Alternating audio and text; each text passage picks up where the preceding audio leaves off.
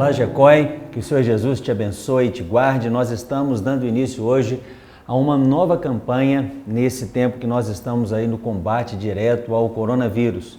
E a campanha que nós estaremos trabalhando nas próximas semanas vai ser a campanha Neemias.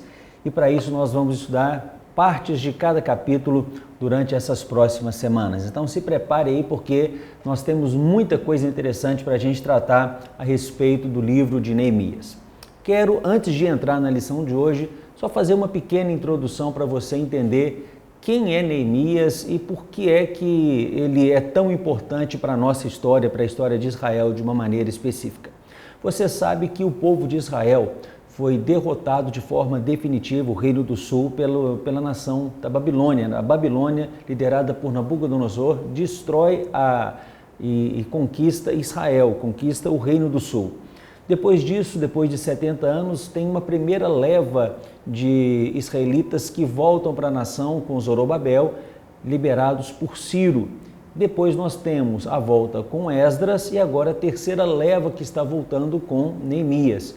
Então nós temos entre o período da queda com tomada da Babilônia e agora a reconstrução com Neemias, um período que varia aí, os historiadores divergem entre 120 e 140 anos aproximadamente. Muitos anos se passaram até que Neemias procede à reconstrução dos muros da cidade de Jerusalém. No capítulo 1, capítulo principal, primeira lição que nós vamos estar trabalhando aqui, a pergunta que a gente quer fazer é: precisa-se de Neemias? Na verdade, ali você pode colocar um ponto de interrogação ou você pode colocar um ponto de exclamação, porque na verdade, se fizermos uma pergunta, precisamos de Neemias? Sim, a resposta é sim. Precisamos de muitos Neemias se levantando na nossa geração. Então nós precisamos de Neemias. E os textos que vão fundamentar essa nossa lição, eu gostaria que o Jecói fizesse a leitura do texto, primeiro de Jeremias, capítulo 15, versículo 5, e depois você fizesse juntamente com o grupo a leitura toda do capítulo 1, do versículo 1 até o versículo 11. Uma sugestão é que apenas uma pessoa faça essa leitura, porque às vezes tem versões diferentes e uma única pessoa fazendo a leitura fica mais fácil para que todo mundo aprenda a lição e absorva ali os ensinamentos, tá joia? Depois de ter feito essa lição, quais são os motivos que me levam a acreditar que nós precisamos de Neemias? Que é necessário que pessoas como Neemias se levantem. O motivo pelo qual Neemias é importante pode ser respondido através dessas 4 afirmações. A primeira afirmação é que Neemias se importou o suficiente para perguntar. Algumas vezes nós temos medo de saber a resposta de alguém e por medo de saber a resposta, temos medo de fazer a pergunta. Neemias, quando recebeu seu irmão Hanani, voltando da cidade de Jerusalém, não teve medo de perguntar para o irmão qual era o estado da cidade de Jerusalém. O pior sentimento não é o ódio, mas a indiferença. E Neemias não foi indiferente, ele se importou com a nação, ele se importou com o seu povo, com a tradição e com a necessidade das pessoas que estavam morando e vivendo naquela cidade. Existe um velho ditado aqui, consultando o material que eu estou lendo aqui, que diz o seguinte: o que os olhos não veem, o coração não sente. Mas Neemias não precisava ver a cidade de Jerusalém para que ele pudesse sentir uma profunda dor no seu coração. Somente de saber a notícia do estado lamentável que se encontrava aquela cidade foi suficiente para fazer com que ele desejasse ardentemente se mover na direção de transformar todo o estado de todas as pessoas que estavam vivendo em Jerusalém. Os fatos não deixam de existir só porque são ignorados. Não feche os olhos para o mundo ao seu redor. Somos a resposta de Deus para esse mundo. Mas Neemias é também muito importante porque depois dele saber como estava Jerusalém, ele se importou o suficiente para chorar. Bill Hybels, um pastor que eu admiro muito, ele fala sobre indignação santa.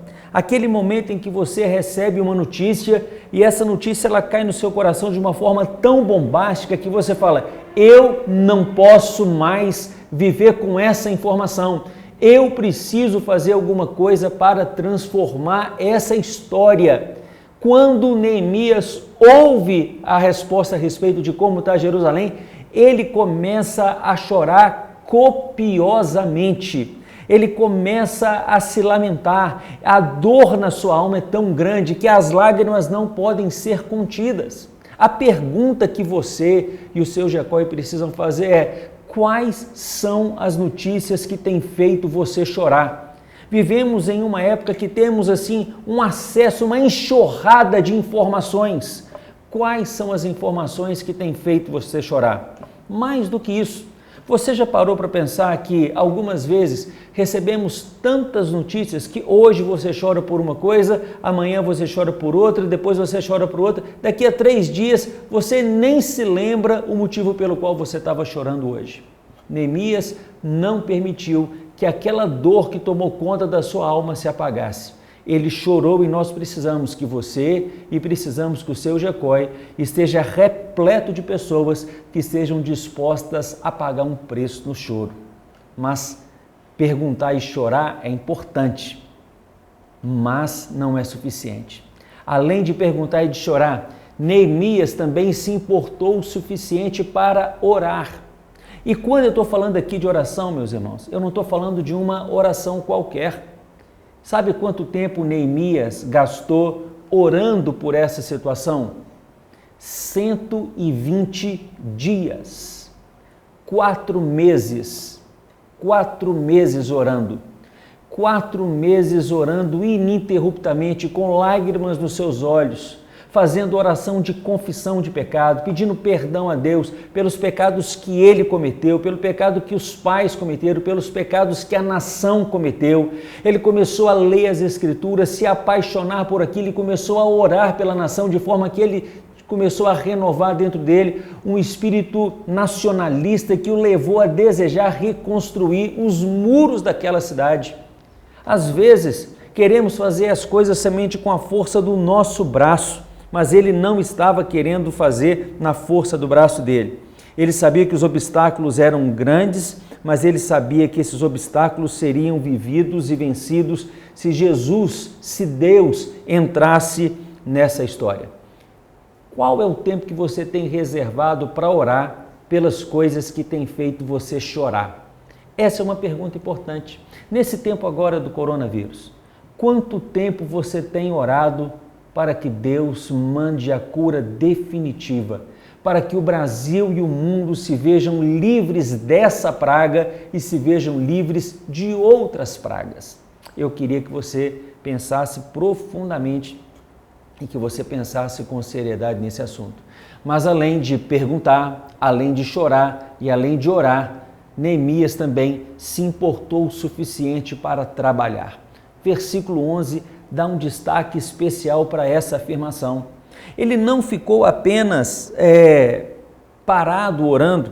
Uma frase aqui do livro diz que oração sem ação é fanatismo e ação sem oração é presunção.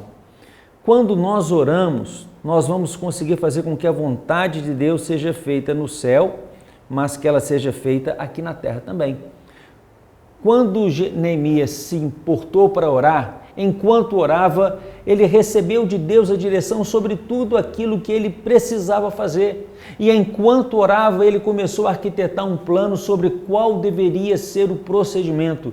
Quais são as cartas que ele teria que ter na manga? Quando o rei perguntasse para ele o que ele deveria fazer, ele já precisava ter um plano estabelecido, um plano pronto. Então, durante o período que ele chorava, durante o período que ele orava, ele também arquitetava um plano, ele planejava, ele tinha um plano, ele tinha um alvo, ele tinha uma meta, e quando ele esteve diante do rei, ele sabia exatamente o que ele precisava pedir, porque ele já tinha estudado. Ele gastou tempo trabalhando, pensando em como ele faria a reconstrução daqueles muros. Você pode dizer o seguinte: olha, os muros foram reconstruídos em 52 dias. É verdade, Mas é mais verdade ainda que antes daqueles 52 dias, ele gastou 120 dias orando e planejando como faria aquela obra. Então, sem planejamento, não há possibilidade de você executar um plano tão eficiente como ele realizou. Ao chegar em Jerusalém, ele já sabia exatamente o que precisava ser feito, porque enquanto ele chorava, enquanto ele orava, ele também trabalhava.